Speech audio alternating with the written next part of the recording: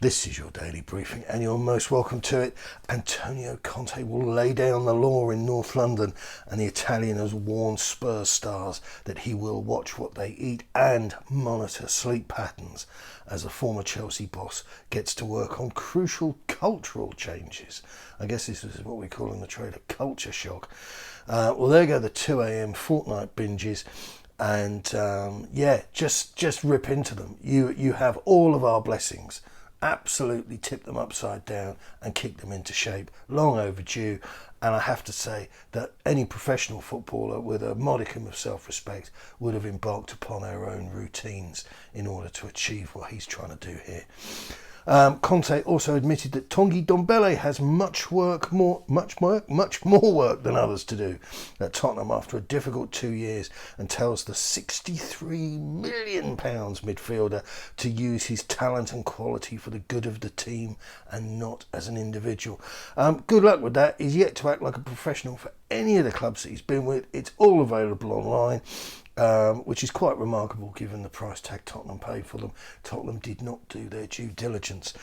Conte also added, of course my aim is to come here and win. It will not be easy. It will take time and patience. We have to believe it.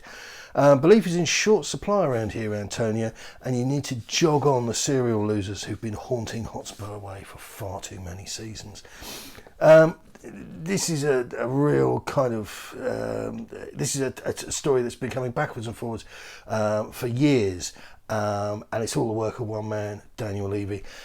Charlie Eccleshare of The Athletic says that Tottenham are to ask their fans to reassess the widespread use of the Y word.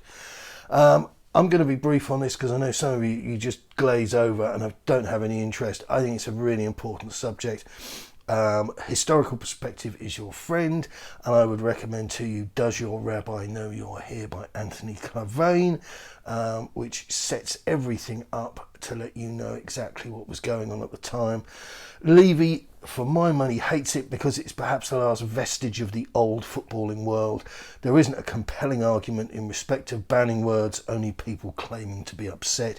I'm more upset by the wokerati deciding who lives and who is removed.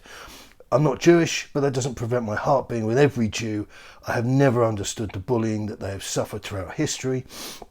And for me, the contextual use of Yid at football is saying that the buck stops here. You will not make any of us cower, and we cannot be bullied, and your bigotry has failed. It was the Jewish street gangs that saw off Mosley's boys, something that the grim Corbynites have conveniently airbrushed from history. Another book I'd recommend to you on the subject, or around that era, involving those characters, would be Jack Spot, King of the Underworld. And there's a good book on Billy Hill as well, who was seminal Jewish figures at the time of the Nasty People.